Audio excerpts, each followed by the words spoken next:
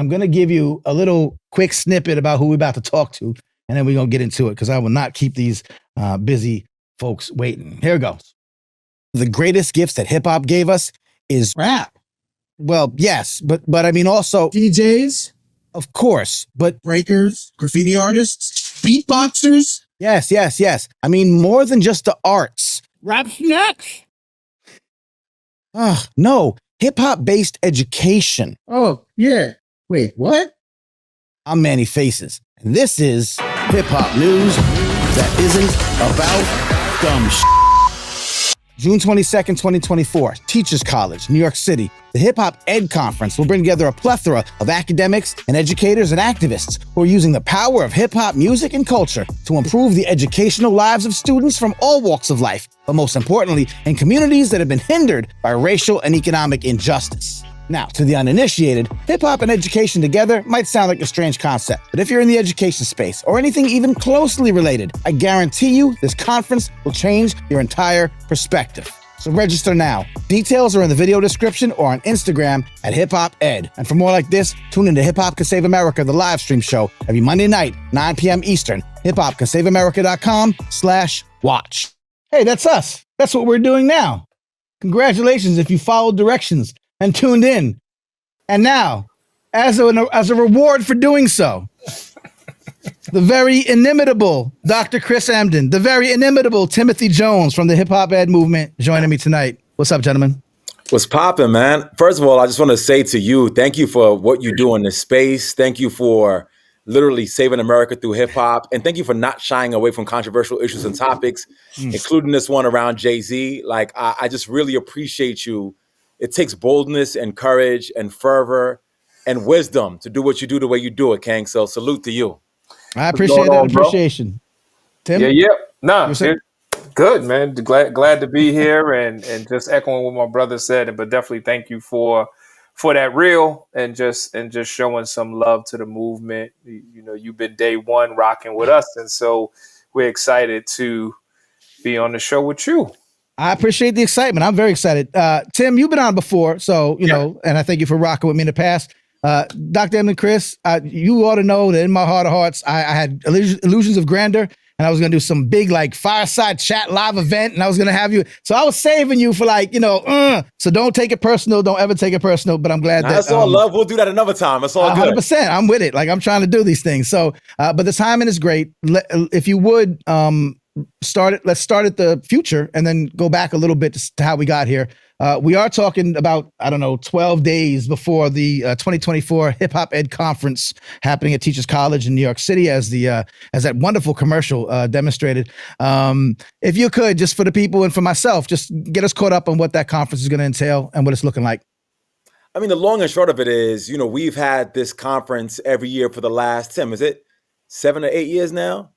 I think the first one was 2017, and the only time we stopped was because of the pandemic. Yeah, man. So we've had this gathering, and the thing is, it's very simple.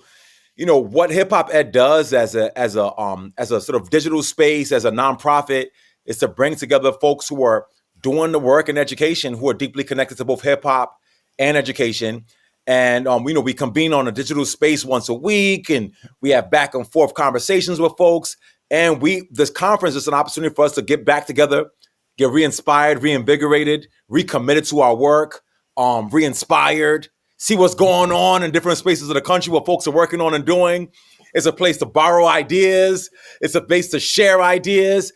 And in essence, and its truth, is a family reunion. Like we are all such a beautiful community, smart and committed folks. And sometimes you just need to be in each other's presence.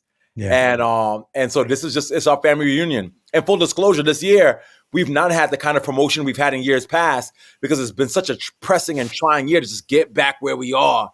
And so this opportunity to just remind folks that we're still here, we ain't going nowhere. Right. And also in the spirit of a family reunion, whether it's 50 or 500, and we've had both, it's the same energy, the same fervor.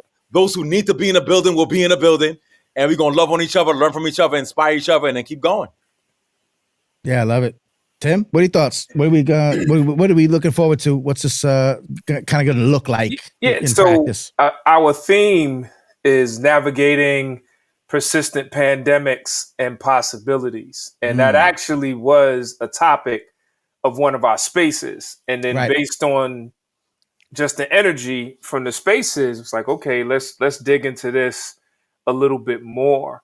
And one of the things that Chris has always advocated for, and we wholeheartedly buy into, is this notion of our conference being the unconference.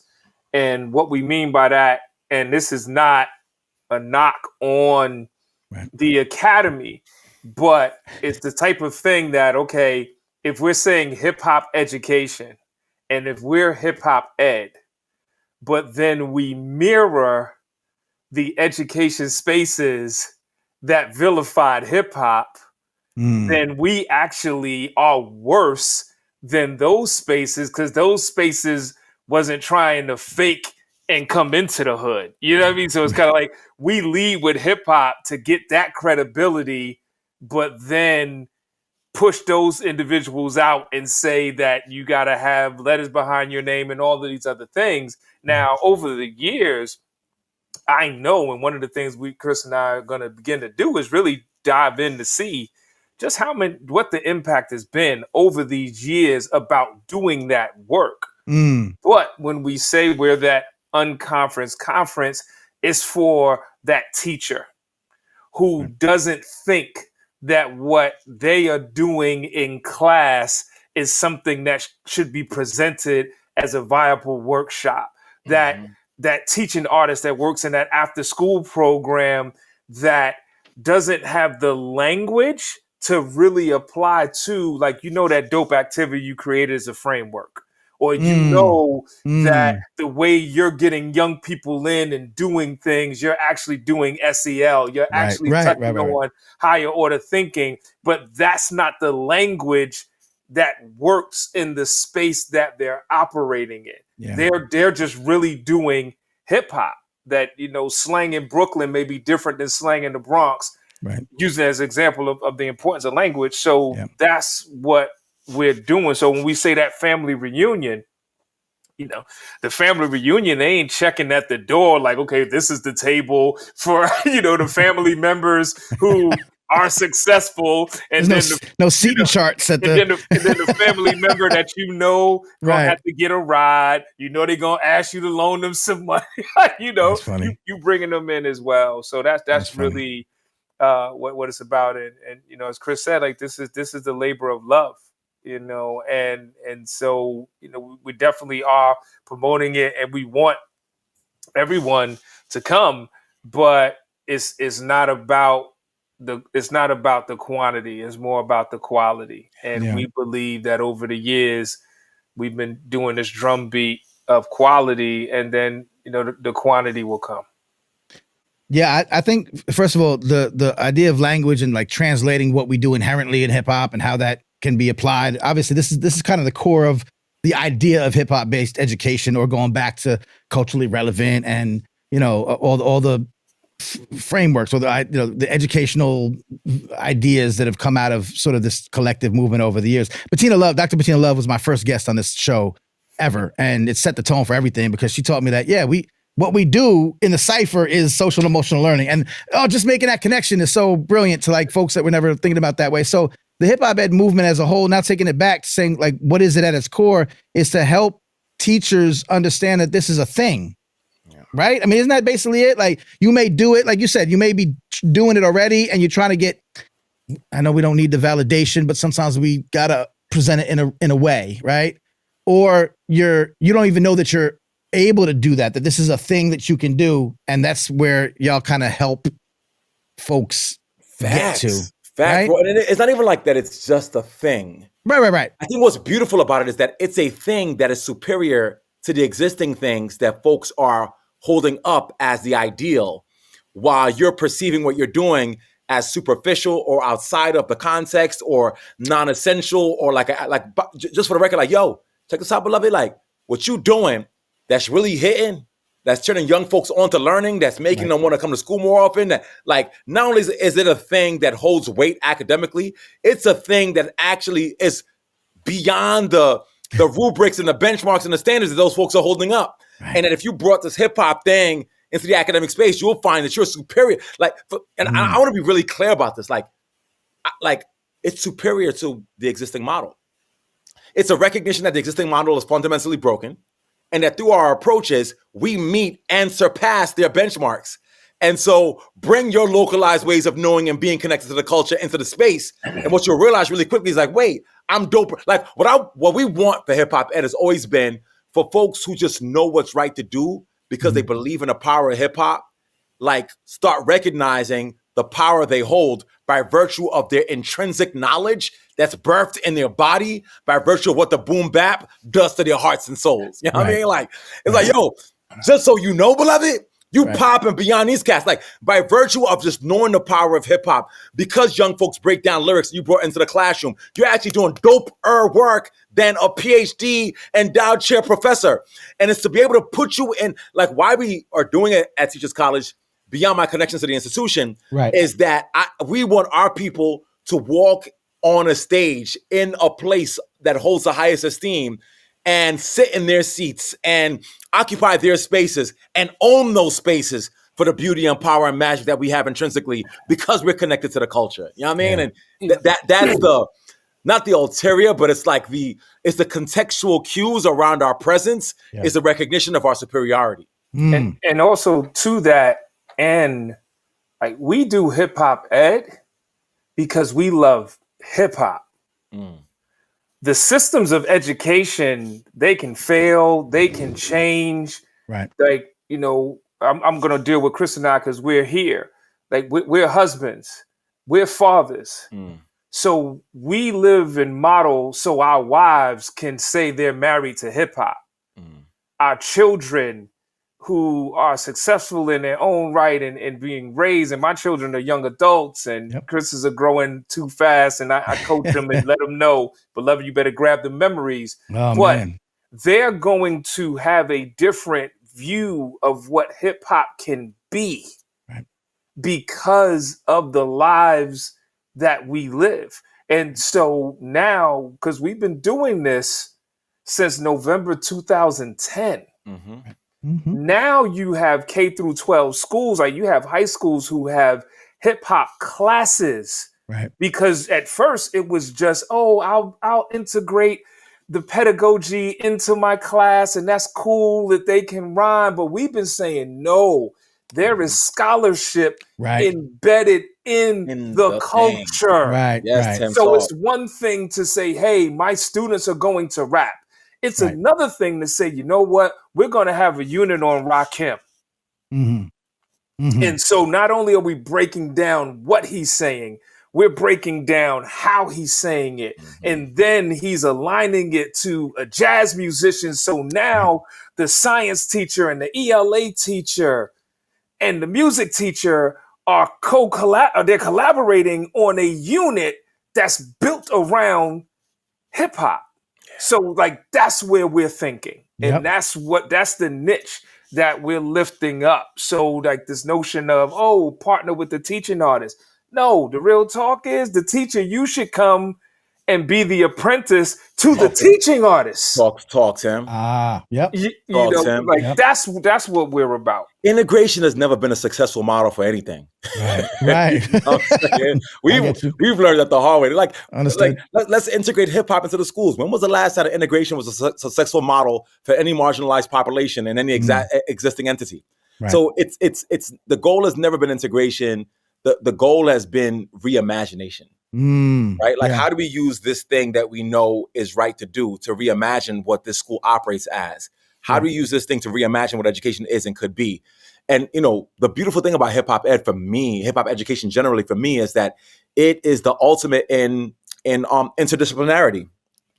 Everybody's going to be on deck. Your science teacher, your math teacher, your English teacher, your art teacher, your history, everybody got a part to play in it. Like, and it reflects where the world goes or should be, because we are learning now that interdisciplinarity is the ultimate like marker of intelligence. And so, but hip hop isn't doing that from the beginning. You got to count bars. So you got to know how to count bars, ratio, proportion. You got to be able to write the rhymes. You have to be able to write. You have to have social and cultural reference. You got to know history. You got to know social studies. Your album cover got to be some art. So like we just by virtue of being hip hop are doing all the things at once anyway.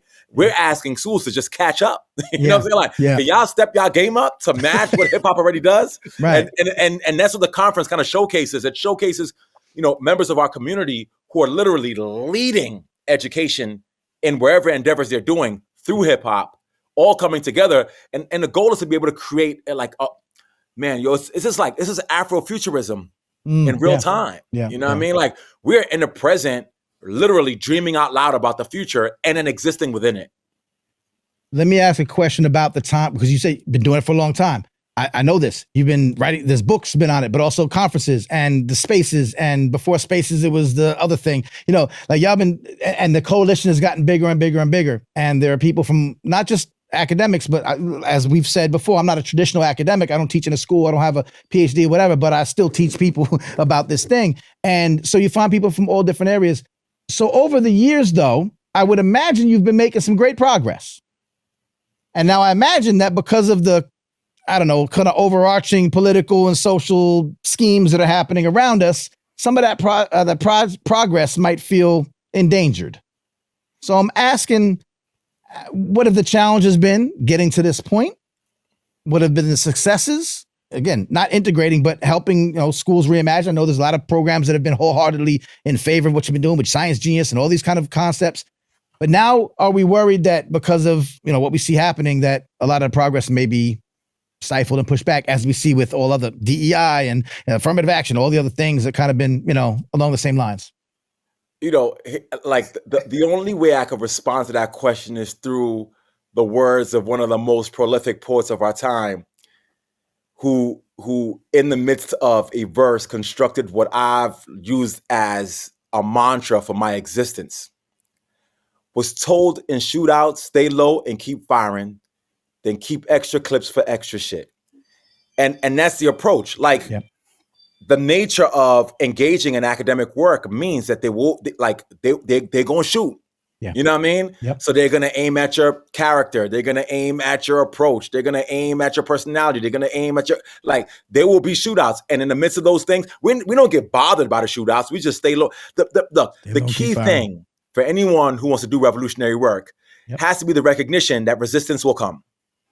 Lies will come, distortions will come. And in the midst of those shootouts, what do? Everything but stop. You just keep firing. When we say stay low, it's stay low in spirit. Don't make sure it's about you. Stay low in countenance, like stay humble, and just keep on doing the work. And then always keep something on deck. Keep extra clips when extra ish come up. So they're gonna try, like whenever somebody wants to do something like really like grand blasting sort of thing, like, oh, by the way, we got this little program on deck. We ain't tell y'all about that joint. So so it's like, you thought Science Genius was just it? Check out this Collider Classroom thing where we're reimagining classroom design through hip hop. You ain't even know? You thought like all we did was spaces? People we doing with this conference? Like, you thought all we're doing was just this? Yo, look at how many PhDs we produced who are doing hip hop studies. So you stay low and keep firing. You keep extra clips for extra shit, and you never stop. Why don't you stop? Because you believe in what you're doing. My recognition, visibility. If there was Twitter Spaces or no Twitter Spaces, if there was a hip hop conference or not, I would not stop doing what I'm doing because it makes my soul speak. And so when you live beyond the parameters of those things, you ain't got to worry about it. You know the resistance is going to come. We just keep doing what we do. Tell them. I think it's also embedded in what you define as success and how you measure your impact. And it's making sure that you don't fall into the trappings of this is the way you're supposed to measure your success. Because as social media goes through this ebbs and flows, as people's lives go through ebbs and flows, if I was counting just straight numbers, the numbers have gone down. But it can't be about that, because the core that are there, we get to hear that we're changing lives. We get to hear that. Like, so, because there was a time, like, we was doing this when Twitter had 140 characters, and it would be nothing to look on the trend and see hashtag hip hop ed literally trending nationally. A couple of times it was trending internationally. And this is when Chirp Story, you was getting all of that data. Chirp Story isn't even in existence anymore. Right. And so now, so if it was a numbers game, then that would fuel the feeling of being tired. Yeah.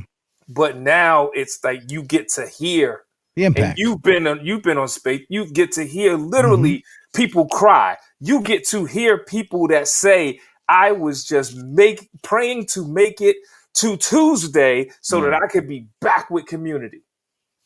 Okay. Yeah. Well, then qualitatively, that doesn't measure up, but quantitatively, and then for Chris and I as the host of that, then that's feeding our soul. Yeah. And then you don't know, like Pac said, that it's like, hey, I may not change the world, but I may spark one. Talk, bro, talk. So then, okay, in the midst of doing this work in the spaces, in the midst of doing this conference, in the midst of giving somebody an opportunity to get published when they didn't even think that it was possible. Yeah. To have somebody be able to just hang out, like, yo, come to New York, let's just hang out. And and the significance, because we've witnessed it in the early days of Science Genius, where you had kids from New York City, like, yo, we get to come to Teachers College, and security is not going to tell us we don't belong. Like, we get to come to Teachers College with our Adidas on, our polo gear, jump on the stage, wild out, and RZA's right there. And like, what? And then it's like, I'm sure Chris had to call parents to be like, no, they're not making it up. They really are going to this Ivy League school. Right. And representing in a rhyme battle. Like, that doesn't even sound right in 2012 when this was first birthed in that spring 13. So it's those moments that keep us going. And then truthfully, real talk, like, Nicodemus came at night to holler at Jesus. The haters come at night. The haters come at night because it's like, okay, you shoot down the hashtag, but then you want one of us to consult for you. Right. So it's like, because truthfully what it is that we have taken the stand, and this may sound pompous, we don't need you. That's right. You need us. Right. We truly are going to be all right. Like, we've created an economy and an ecosystem that takes care of ourselves, and they're going to come along. Yeah. Yeah, that testimony is wildly inspiring, obviously, to me. For folks who are listening, obviously teachers and folks who come to. So for those that don't know, who might have stumbled upon us and don't actually know y'all like we know y'all, the Twitter Spaces is a weekly gathering on Twitter. When do y'all kick it off? 8:15? 8:15. See, I didn't even have to look it up. I know these things. 8:15. Yeah, man. Talk your talk. Come on now. Come on, man. So you get to join in the Twitter Space, which is great, coming together, and you hear the testimonies. There's a theme to the discussion every week. It's usually populated by teachers or other academics, but also those who are interested in, the interdisciplinary fields. Here's a question I ask sometimes because we're academics, or don't yell at me. I'm an academic too. I know. I'm about to say Chris about to go at you. I know. Because you already did it. That's my thing. I don't allow anybody in my space to talk down on themselves. Listen, you did it to me already, and I hold that to heart. Circle. I tell people that story, and I tell them the same thing you told me when they do the same thing. So believe me, it's each one teach one. Dr. Def told me, she said, I'm an anthropologist, and I almost like fell on my seat. I was like, that's so beautiful. But I am, damn it. Okay. The point is, I ask a lot of times, we're in a little bit of an inside baseball space because we do work in the educational spaces a lot. We talk about that stuff. What can parents or hip hop heads who are getting older, but like feel that their culture contribute to more to society, but they're not teachers, they're not academics, they're not in that world, but we could use their signal boosting, right? We could use their amplification. We could use their support. What does the average person, but you know what I mean? Not in this field. Well, how can they help us? Because they might be listening to this too, like, oh, I love them, but I'm not a teacher. I'm a parent. Maybe do I go to school board meetings? Like, what can I do as a citizen of the United Hip Hop Nations to help these efforts? Yo, just join a community. I mean, like it's really so simple. It's like when you come into the space or you come to the conference, you will find like-minded souls and spirits who have their own different entry points as well. Right. And when you build with folks who have the same heart as you guys find ways to find what part of the culture or what part of the movement you get in on. I always tell people this, like, there is no movement where everybody's monolithic. Otherwise, you don't have a movement, right? Exclusionary sort of practices are not a piece of what we do. So when you get in where you fit in, literally, when you get in where you fit in, you find your space. And then you become the expert in your domain. So it might be somebody who's like a PhD in whatever else it is, but ain't got the knowledge of 80s and 90s hip hop that you have. Right. Now you become a resource for that person, right? Somebody might be like not a parent, like a parent, but not a parent of this generation, and you are. And so it's when you operate in community, we don't ever lack, because all the expertise we need is in a part of the community. So I don't have any, there's no defined roles. There's no defined titles. Right. There's just defined spirit, right? Shared spirit, shared connection, shared emotion, shared value. Yeah. And once that comes together, we all get in where we fit in.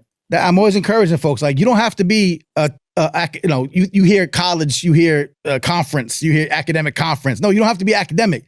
You hear hip hop conference and you could be just hip hop. You could be an art. In fact, artists, I think, are great to come into this space. They've never touched these kind of, we know Aisha and in Harvard, and, Dr. Lauren Kelly in Rutgers, I work with her conference. When folks who don't know what this is about come into these spaces, they get so inspired, like, oh, there's more I can do than just, write rhymes and record tracks. Like, I can actually be involved in this stuff.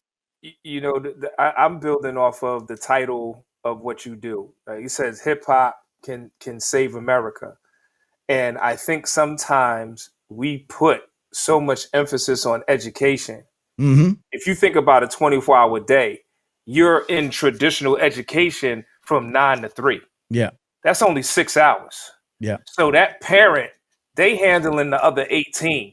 That person that is just on the block, like doing those things. The reality is the educators are low-key studying and getting credentials off of observing you. You're the expert of what it is that has become this field of study. Yeah, that makes sense. So, for us, it's like, yo, come in.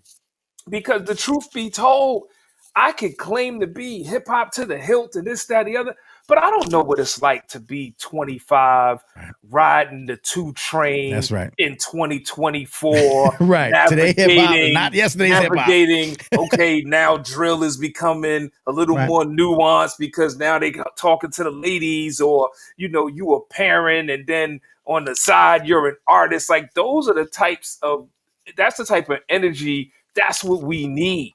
Yeah. Because the problem is when everybody around you starts looking the same and sounding the same, you actually isolated yourself and got off track from the work. Right. And a lot of times what we do is just hype each other up, and we just start yesing and amening each other. Right. And because the way the swords will iron sharpens iron based on friction. Yep. Not based on laying on top of each other and playing nice. So have them come through, drop bars, share whatever.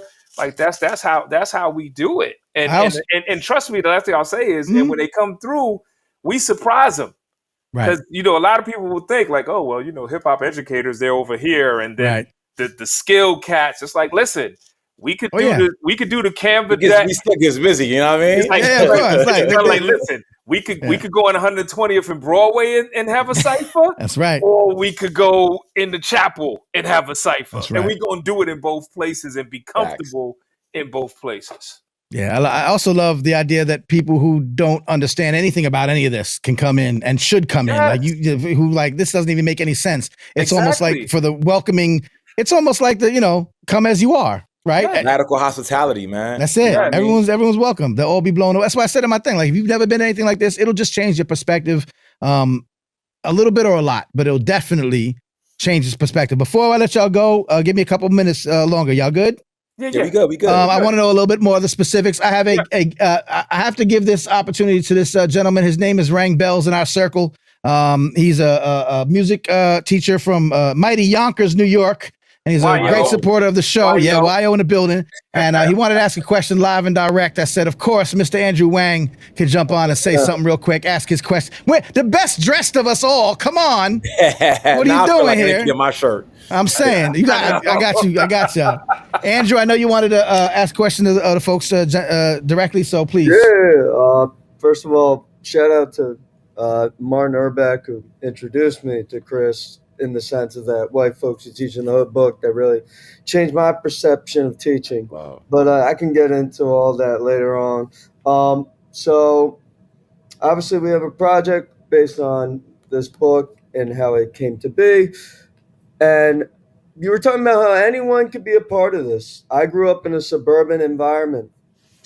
And I'm actually working on making hip hop curriculum based on another book, but you'll hear all that stuff in the comments. But this is the big question I have. So hip hop has had an influence in the world, all these different countries, all different states and regions. But I feel those in suburban environments and in America still have trouble grasping this understanding what hip hop could be or how it can indirectly impact their lives. So I just was curious to know what you think about that kind of situation, because I know even when I go into a suburban environment, like people are like scared to see me wear stuff like this or like this, and I'm like, I want to change that narrative. Brother, the only way you can change narratives is to show up as a full self, showcasing all the complexities of who you are that includes your hip hop self. And initially there will always be like apprehension, or there might be pause. But the frequency with which you engage with your full self will be the extent to which the people in your surroundings move along. It's just about when they give you the resistance, not letting up. You know what I mean? So when I enter into certain spaces sometimes, and folks like, oh, I'm not sure what that is. And they think that I am going to like listen to their not getting it and not come back. I'll be back the next week to offer you some more. I'll be back and it's about consistency. Every consistent patterned action becomes ritual. So first you got to decide, who do you want to impact? So if you could make a decision, urban, suburban, like, you know what? I want to impact the suburban space. And once you've decided that that's your mission and your goal, then I build a ritual out of my commitment to transforming that space through the culture. And every consistent patterned action become ritual. We thought we sent them away. He back next week. We thought he sent them away. He came back with a new idea next week. And before long, if people are not convinced about your content, they're convinced by your dedication. And once folks are convinced by your dedication and you're speaking truths, then what you have to say starts resonating. And all you need is a convert. You just need, look, it's like a come to Jesus moment in the church. All we need is one soul, just one person to come up to altar call. And once you've done that, you've built a partnership. Partnerships becomes coalitions. Coalitions become movements. Movements become change. So, that's all it is. Just, again, like I said earlier, stay low, keep firing, in the words of Biggie, and it's going to be all right. But I'm really glad, Andrew, glad to meet you. We've been connected in Facebook and all these other things. I get to see a face behind the typing. But the question that you're lifting is so critical, because for a lot of us, we started off in urban spaces, and our careers have afforded us the opportunity to now we live in suburban spaces. Right. And so we often sometimes a lot of our young people in suburban spaces deal with an identity crisis, because hip hop is so pervasive. It's speaking to them, but if they're not seeing reflections of themselves, they begin to emulate what is being presented to them. And then the danger is, A, they're not built that way. And then B, they have the resources to take the wankster studio, whatever you want to call it, to that nth degree. So it really is about entering into that suburban space and then lifting up, making sure we're telling the hip hop origin story and its early story in full. Yes. And then 2, because honestly, what's happening, it's like, oh, this is De La Soul all over again. Because it's like, okay, in order for them to say potholes in my lawn, you had to have a lawn. You know what I'm just saying? Like, whereas now that sounds crazy, but for them to come out with that, and that's going to be my lead single in a pre-gangster era, like, yo, because this is our reality. So when you present hip hop through that lens of really, it's you telling your story, expressing yourself. So why you gonna be ashamed if you happen to live in a place where you get to celebrate Mother's Day and Father's Day because they both in the house and everybody got the same name?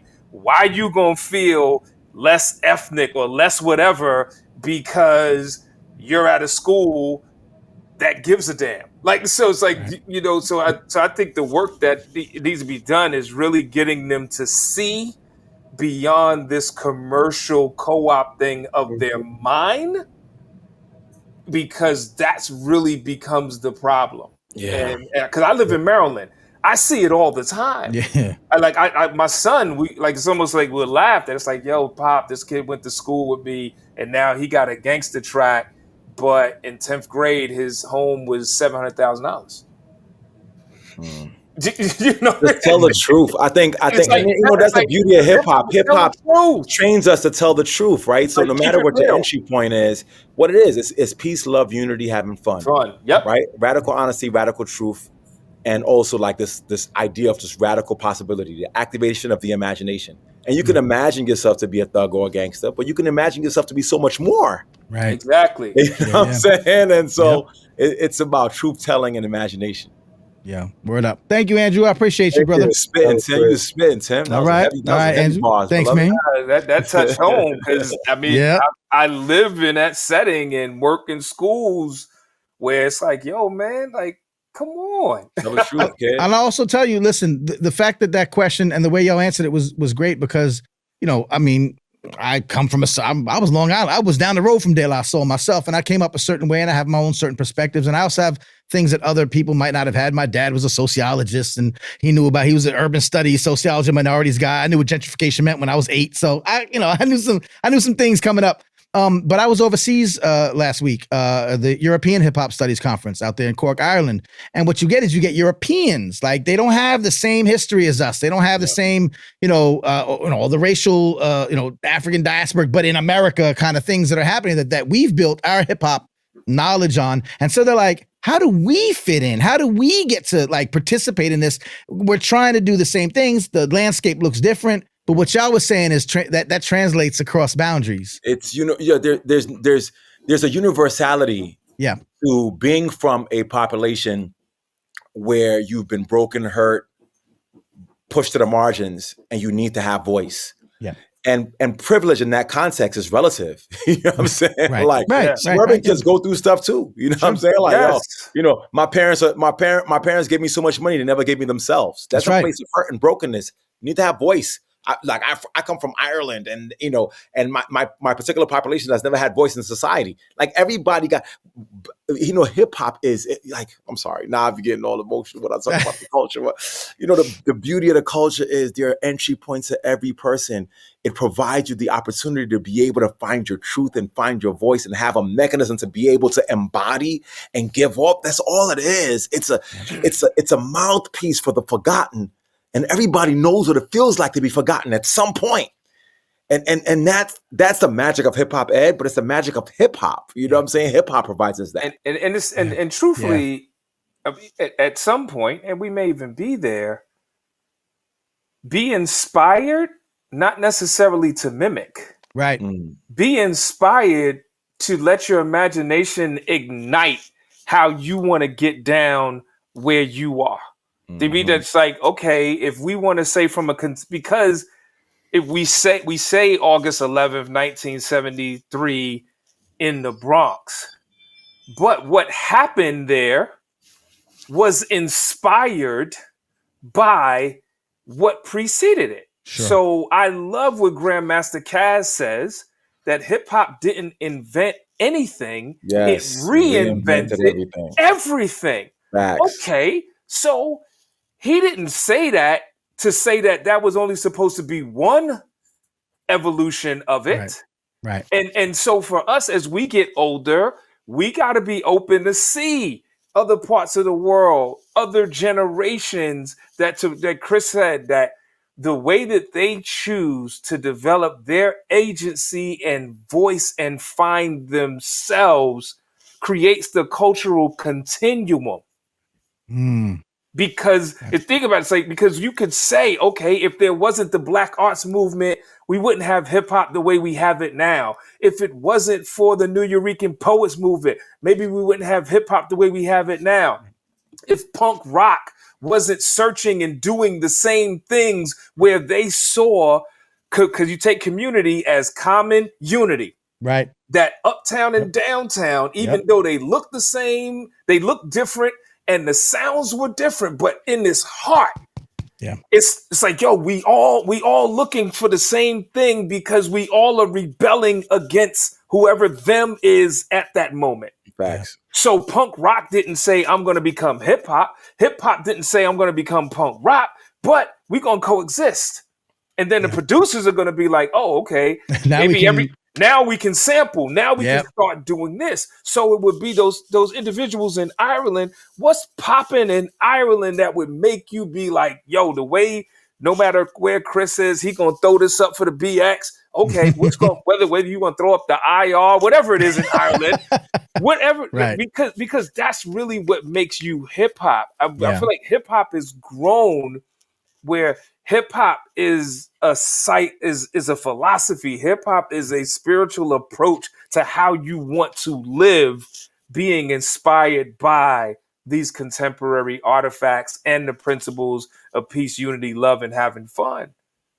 I've been married almost 26 years. My wife and I, we have peace, we have unity, we have love, we have fun. But we're not out spray painting and doing the elements together. You're not doing the kid and play kick step with your wife. Y'all know y'all was spray painting in your little suburban area. You know what, y'all? I'm trying to throw the five. Don't try to throw 5 off of y'all. I know what y'all be doing out there. Okay? But y'all tagging the back of Panera. What are y'all doing? Yeah, so I like that, but that's what it is. So we get to show up. 100%. We get to show up and expand it. So because the beauty of it is Chris's daughter and son, who I love, they get to grow up and dream within a broader presentation of what hip hop is that Chris and I couldn't have imagined. And that's our responsibility. That's what hip hop ed is about. I love it. And baby girl Faces would agree, because she's coming up in her own little way as well. We like to see it happen. I like to say, I said in the talk I gave in Ireland about the Grandmaster Caz quote, hip hop didn't invent anything, but it reinvented everything, including itself. Yes. You know what I mean? That includes itself. You cannot put in a box that which is never supposed to have been in a box in the first place. That was legitimately created to be unboxable. And there are people. That's why this man got a show. I'm saying exactly. There are other. What's on for me? He got a show and shirts. But everybody y'all got shirts. Both. Y'all got shirts too. I seen y'all shirts. So with that said, and coming back around, we'll close it out. I kept y'all long enough, I think, but I love talking to y'all. I'm really glad we had this conversation. It's been just an honor. This has been great, and honor and a privilege. Thank you. Because honestly, thank you for what you do, and see, because us coming together helps people see we can't be divided. There's no competition. Right. Because that's a very westernized thing where it's like, yo, you got jockey for position. So, all right, Manny invited us, then what we got to do for this, that, and the other, as opposed to like, no, like real talk, like really, we are super proud of what you do, how you do it, the way that you do it, because you truly stay true to yourself. Like, I've heard your story in different places and spaces, and it's always been the same. So for me, that's the formula for authenticity, because sometimes code switch can become so frequent that the switch toggles so much you don't even know what real is anymore because you always switching. But when you get to a point where you at peace with who you are, then you make the people that are listening switch. So you got to switch to receive me. I'm not switching for you. Right. You're not my fam. This is my fam. And that's really what it's about. For the culture. I appreciate that. For the I culture. do. What one more time, we'll remind people about the conference happening in 12 days now. Or man, pull up, y'all. Listen, pull up. Listen, tell them what's going to happen. Tell them why they should be there. Details. If they like this and they anywhere near New York, it's a no-brainer. Obviously, take a bus, take a train, take a walk, take a jump, hop, just like understand. It's warm now. You can come to New York now. Exactly. I did the thing that New Yorkers do when I moved to Atlanta. So I don't like coming back in the winter. I'm bougie now. I can't do this. But now I can come. It's nice now. No doubt. But no, definitely. The conference is June 22nd. Up at Teachers College. We're starting the day with like a coaching and just vibe session with some individuals who are working on different panel workshop ideas. Like I said, we're the unconference. We didn't want to turn anybody away. So we created lanes. We just gonna build. And then from there, we're super excited because what would be our opening keynote is a poetry exhibition, poetry soul fest led by no other than Dr. Yoli. And so it's Yoli, Kaylee, and then Lyrical Faith, who's going to bring it down. So that's how we're kicking it off. And then we're going into workshops and we have so many people from the Hip Hop Ed fam presenting workshops, presenting papers. Our lunch is going to be capped by Wisdom of the Cipher. You talking about being in Ireland. Nobody got more hip hop passport stamps than Tony Blackman. Nobody. So you get to come and see Tony Blackman do her thing with the Wisdom of the Cipher. So me and my brother right here, we're going to be part of that cipher. Her new book, Wisdom of the Cipher, is going to be available. Nice. Then we're going to have another round of workshops with people like We Do It for the Culture, High School for Recording Arts. We got people from all over, and then ending the day with a conversation with Team Yellow, which is Pharrell's organization. They have schools down in Virginia, and that conversation is featuring Chris, Dynamite's sister named Crystal M. Watson out of Ohio. Like, she's fire. The one and only Dina Simmons. She's coming through, and myself. So I tell people, understand, for $50, which is really nothing, for $50, you're going to get to chill with these individuals as well as meet people, and people are just coming through and doing it for the love. And so you could just go on X and go to The Real Hip Hop Ed.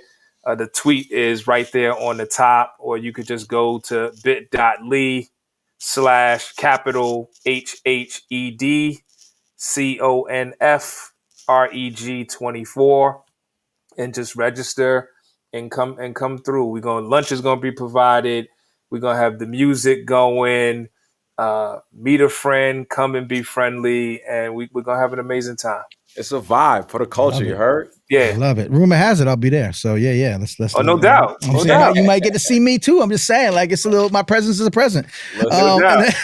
No doubt. And to have Tony Blackman in the space is a blessing, man. I mean, everybody for real, but I'm just we're excited about everybody, but you know what it is. Tony always shows out to get Tony Blackman, because of course I was just grateful that she's on this side of the earth. I know, that's the thing. That's a good. Yeah, you gotta time that. She was like, Tim, you and Chris caught me before I head home. I was like, I gotta catch. Right, the hip hop ambassador. Extraordinaire. Shouts to Charlotte Michelle, by the way. CM in the building. She's hanging out in the chat. I know she's been helping out and doing the thing. Shouts to Summer, our eternal consulting producer. Love always to Summer McCoy out in the building. Please. I didn't know you rocking with Summer like that. Summer, you better come through. She had better come through. Summer, you better come through. She's like, I'm hiking. I'm doing something. No, you owe me some love and a hug. You better you better come through. Summer is a huge supporter and a mentor, just a beautiful soul, and she's the eternal consulting producer for this show. So yeah, just so you know, giving flowers. Lastly, while I got y'all, you already answered my big "How can hip hop save America?" question that I ask everybody. So you covered that. Just the idea of the Hip Hop Ed consortium, right? The collective, loose and or unofficial and official. What's the future of the movement? We Hip hop is like Wu-Tang. That's the best analogy to describe it. I love it. Right. So we are a consortium of folks who are doing work across geographic settings. Yep. I see our guy Rap was on here. Raphael Travis was on here doing beautiful work. Ian Levy doing work in mental health and counseling. Yep. Tim doing his work with youth development and techniques for learning. I do what I do with Science Genius and Collider Classroom or whatever else it is. Yep. Sis in DC doing work. Like it's a collective of folks across. And a beautiful thing with that Wu-Tang spirit and energy is like, you throw that W up. Yep. And they come. Everybody comes through. But everybody goes to their spaces and they also do what they need to do and they represent for the brand and for the culture and for the movement. And, like Wu-Tang, you got the 4 members, the core members, but then you got the affiliate group. Right. And I think it's a beautiful thing. And I think what I love about that model is that it does not center anyone at the expense of anyone else. Yeah. And I say this to Tim the other night, we've been doing hip hop ed spaces for so long. All of a sudden, my university gave me a class to teach on a Tuesday night. And I've been leading this convo like my whole entire last decade. And I'm like, you know what? Can't make it. Guess what happens? Tim leads it. Tim needs another co-author. All those and that's the beauty of it. There's no figurehead. There's no center. Right. There's just community. And so when somebody needs to take a step back, they can. When somebody needs to lead, they can. When everybody's present, they can. Yeah. And that's the future of hip hop ed. Even my dog agrees. You see him barking? My dog is like, yup, you spitting, beloved. Yeah, I'm looking at the comments and I got to shout out my sis, Ayana Muhammad, a.k.a. Red Summer, who will be doing a workshop. Yep. I rock with her in DC, man. That's the homie. Representing museum studies at Duke Ellington, National Hip Hop Museum. So she just slid through and definitely our clique who hold it down with us on Tuesday. But to the future, what Chris was saying, we are going to take that moment and really find a way to capture this story of this digital community because, and it's interesting because I've been watching Hulu. They had a 3-part series on Black Twitter and I watched the first episode. Because at first I was like, I only got no time, but it is brilliant. But as I'm watching it and I'm looking at those years, and it's like, okay, our story in some ways runs parallel to that, but we're the ones that have to be responsible for telling it. So it's not me sitting there like, man, ain't nobody holler at my man Chris and this, that, the other. It's like, nope, I see the blueprint. I'm inspired. That's great. Yep. We have a story to tell. And I think as we tell that story, there's going to be people who may have passed through that we never saw who was inspired by that hashtag and then went out and did that. You got Tupac analogy again. Keep telling your story. Exactly. By the way, shout out to Natalie Crew. Yes. Culture Fix. The Culture Fix. Yes. You know what I mean? But you tell your own stories, yo. Natalie if and you Nora. wait for somebody else to tell your story, they'll always write you out of it. So you gotta keep doing what you do. Without a doubt. Yep. And if only we had really dope cultural hip hop media outlets that really we do. Oh, shout out to us. So yeah, one song for me and for y'all, really. And Natalie Crew, by the way, I just talked to her the other night. I was on another show and she's there. Natalie Crew is everywhere. She's like Roy Kent on the soccer show, the whatever on Apple. Anyway, for real, Natalie and Nora, Ted Lasso, they was definitely our litmus early on. Like, you gotta so represent beautiful. this, you gotta represent that, and it ain't just America. Oh God, Natalie Crew every day. Like she'll never forget me. It's international, and I keep that. That's the thing, and that's let me give real quick before we go.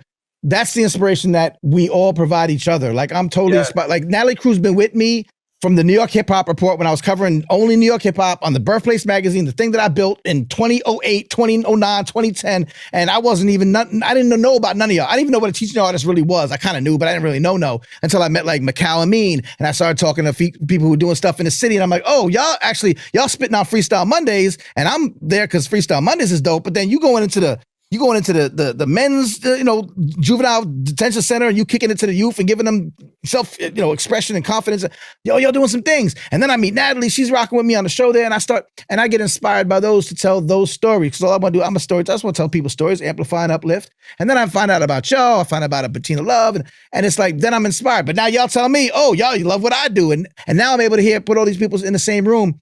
It's very much a each one teach one, which is sort of like the heart of hip hop. It's how we all kind of got our piece of the hip hop pie from somebody else. We didn't have YouTube.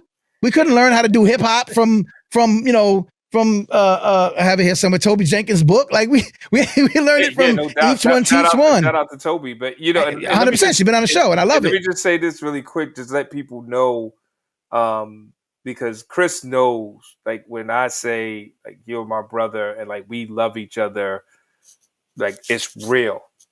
Yeah. None of this matters more than that. But I can never forget we met on Twitter. We're sitting here today, because it was a Tuesday night, and I happened to get on Twitter, and I saw this hashtag, and I just learned what a hashtag was a couple of hours ago, before that night. And in the spirit of hip hop, we firing at each other because I'm like, yo, I don't know you, and he like, son, I don't know you, and. We start, and this is back March 2011, and literally I was at my mother's bedside because she was in the process of transitioning from pancreatic cancer. So when I tell you like what he means to me, that's like, so that's the type of energy where I was saying earlier, we will always be successful. Because these are God ordained connections. I could not have scripted this relationship. And it's like, listen, the family grows, the family goes and comes, and this, that, and the other.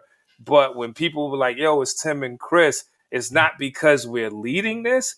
It's because truthfully, we were called to be in each other's lives for things that had nothing to do with this work. But if we weren't in each other's lives, we would not be able to do the work.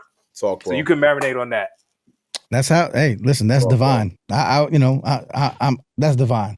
And the fact that we mentioned so many people's names that were in the chat or not, like that's what I love about this. We always gonna uplift and amplify somebody else. And no doubt. So that's why, it's just still great to be around y'all because y'all in the center of it, but the tentacles reach out far and wide. They'll all be coalescing on the Teachers College campus on June 22nd, 12 days from now in beautiful New York City, or less days if you're watching on the replay because you need to be there. Again, the info is on Twitter. I think of everything. There's Twitter, the Real Hip Hop Ed. You get the information there. $50 registration. Come down and hang out with y'all and us. I'll be there and learn about this work and how you can apply it in the best way possible. Is there anything else I haven't covered that y'all would like to get across to the people? Nah, y'all come through. We're looking forward to it. It's gonna be a beautiful session. Appreciate you for having us in the space, beloved. Yep. And I'll see y'all there. I'm looking forward to it. Salute to Candace. Facts. Yeah, indeed. Honor and a privilege to have y'all here tonight. Thank you, gentlemen. Love y'all, man. Peace. We'll talk again. Be safe. All Thank you. Thank Later. you. Yeah. There you have it, y'all. Dr. Chris Emdin, the inimitable Timothy Jones. Hip Hop Ed, baby. Manny Faces. You sick for this one. Sick for this one. Sick for this one. Sick.